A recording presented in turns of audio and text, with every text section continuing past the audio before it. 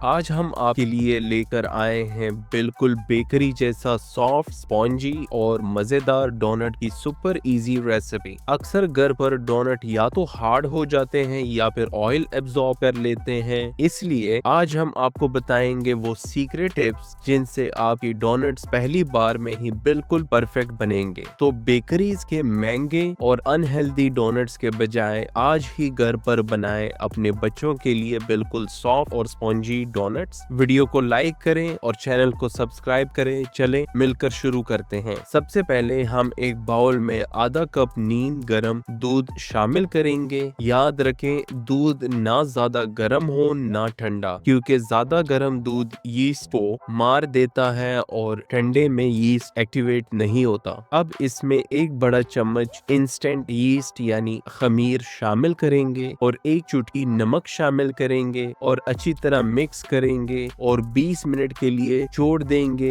ताकि हमारा यीस्ट यानी खमीर बिल्कुल अच्छी तरह एक्टिवेट हो जाए। अब हम इसमें दही जैसा टेक्सचर देख सकते हैं, मतलब हमारी यीस्ट एक्टिव है। इस स्टेज पर हम एक अंडा और वेनिला एसेंस के कुछ कतरे शामिल करेंगे और अब 2 कप मैदा छानकर डालेंगे। छानना बहुत जरूरी होता है। और अब साथ ही 4 बड़े चम्मच पिसा हुआ चीनी शामिल करेंगे। अब हमें इससे सॉफ्ट हाथों से फोल्ड करते हुए मिक्स करना है। ज्यादा जोर से नहीं गूंदना है ताकि ग्लूटेन ज्यादा ना बने।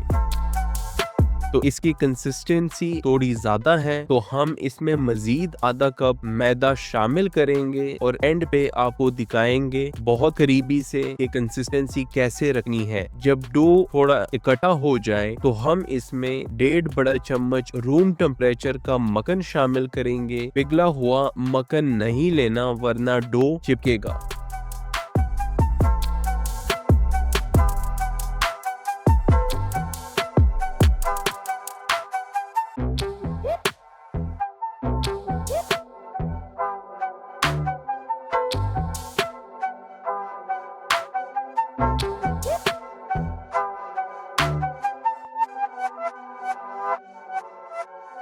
अगर आप इसे बहुत जोर से गूंदेंगे तो डोनट सख्त बनेगा, इसलिए डो को नीड करना होता है। तो डो को अच्छी तरह नीड करें। नीडिंग से मैदे में ग्लूटेन बनता है जो यीस्ट की गैस को अंदर लॉक करता है। इससे डोनट्स सॉफ्ट और एरी बनते हैं। करने का तरीका यही है कि हाथ के पिछले हिस्से से डो को आगे स्ट्रेच करें, फिर वापस फोल्ड करें और घुमाते हुए ये अमल दोहराएं जब तक डो स्मूथ ना हो जाए।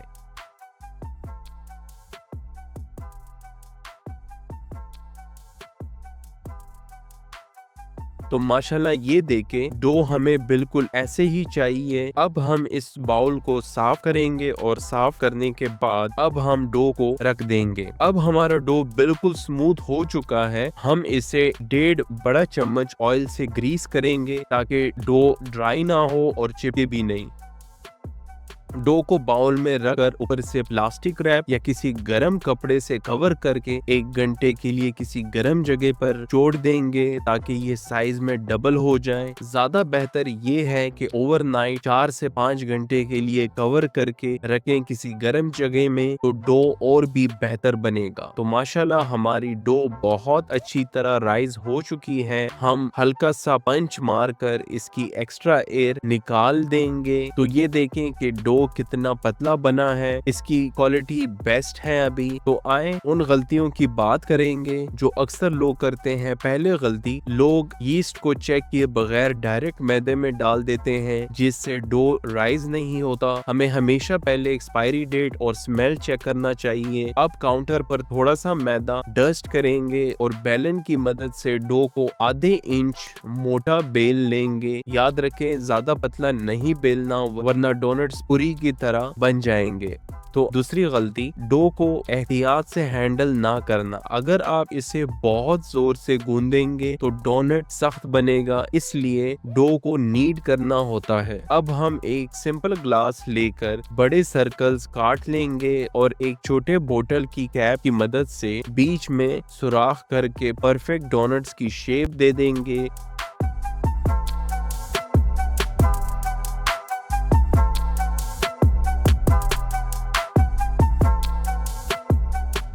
जो एक्स्ट्रा डो बचा है उसको हम दोबारा बॉल्स बनाकर रोल कर लेंगे। इन कट किए हुए डोनट्स को अभी फ्राई नहीं करना, इन्हें मजीद तैयारी की जरूरत है। अब इन कट किए हुए डोनट्स को हम एक बेकिंग ट्रे या बोर्ड पर थोड़े फासले पर रखेंगे और ऊपर से हल्का कपड़ा डांप कर तकरीबन 15 मिनट का मजीद रेस्ट दे देंगे। ये स्टेप बहुत जरूरी है, इससे सेकंड प्रूफिंग कहते हैं। इससे डोनट्स फ्राइंग के दौरान बहुत अच्छे से फूलते हैं और अंदर से बिल्कुल टाइट और एरी बनते हैं। चले अब फ्राइंग का वक्त है। हमने ऑयल को मीडियम लो फ्लेम पर गर्म किया है। तीसरी सबसे बड़ी गलती ये होती है कि ऑयल ज्यादा गर्म होता है, जिससे डोनट्स बाहर से काले और अंदर से कच्चे रह जाते हैं।